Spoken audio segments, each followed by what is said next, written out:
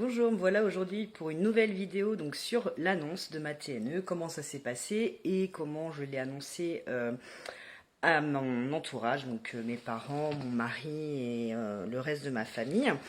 Alors pour moi ça n'a pas été simple de me replonger dedans et du coup je me suis souvenu de ce petit carnet que je tenais pendant ces mois de galère et donc j'ai relu un peu pour me remettre dans tout ça.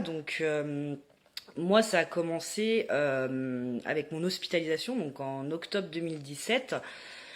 On savait dès le début que c'était pas normal, qu'il y avait quelque chose de grave. On nous disait rien, bien sûr, parce qu'ils n'avaient pas le droit, mais on se doutait qu'on parlait pas juste d'une masse ou d'un kyste, mais on savait dès le début avec mon mari effectivement que ça allait être quelque chose de beaucoup plus important.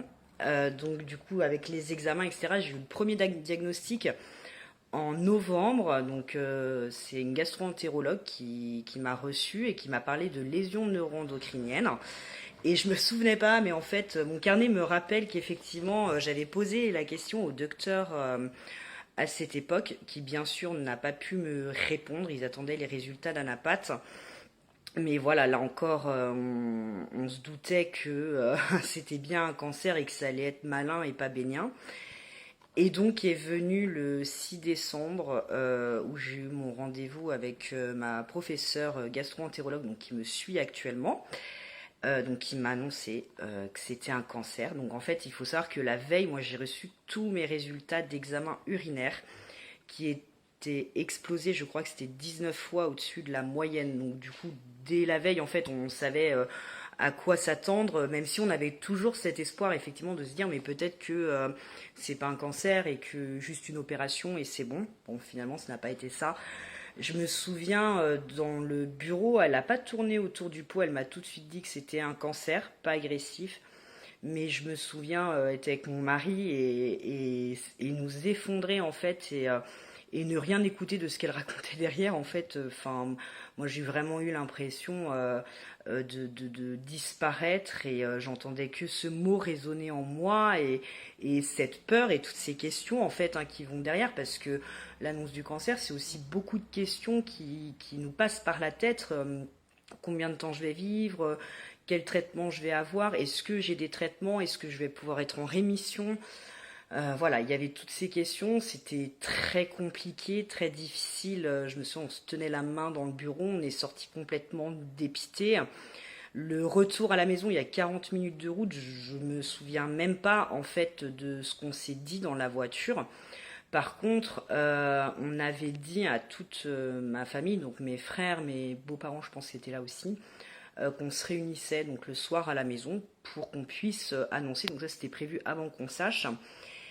Et donc voilà, l'annonce, ben forcément, on s'est effondré. Je me suis effondrée. Je leur ai dit que c'était un cancer, que du coup mon foie était touché, mes ganglions lymphatiques aussi, mais que c'était quand même à évolution lente, donc j'avais l'impression aussi de rassurer, même si moi j'étais absolument pas du tout rassurée, parce que je ne savais pas, j'allais vraiment vers l'inconnu.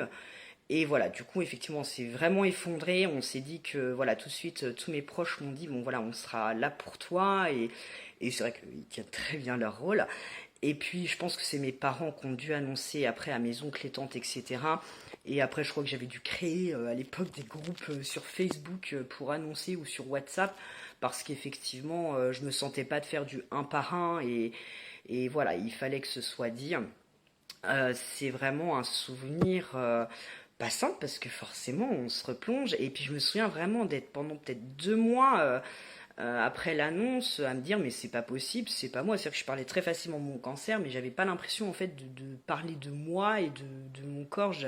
J'arrivais pas à associer les deux. Je me souviens même qu'à mon ancien médecin traitant qui est à la retraite, je lui avais même dit mais ils se sont trompés de dossier, c'est pas possible. Et donc lui il m'a dit mais non non, enfin il n'y a aucune erreur, c'est bien votre dossier.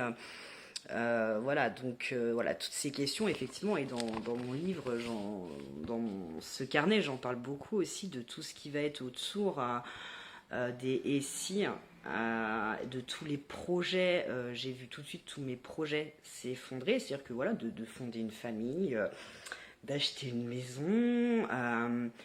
Et puis en même temps, je me suis dit, bon, c'est pas possible aujourd'hui, mais peut-être plus tard. Donc voilà, effectivement, ce livre m'a bien aidé à me rappeler un peu de comment ça s'était passé. Et oui, et j'avais noté beaucoup de choses, notamment sur la perte de contrôle. J'avais l'impression de devenir complètement folle. Je me souviens aussi des fois être dans ma douche, donc mon mari je travaillais la journée, et de hurler sous cette douche et vraiment de sortir toute cette colère de moi. Et puis bon voilà, après est venu le temps des traitements et la vie a fait son chemin et j'ai fini par accepter et vivre avec tout ça. Voilà, n'hésitez pas si vous avez des questions à me poser en commentaire et à bientôt.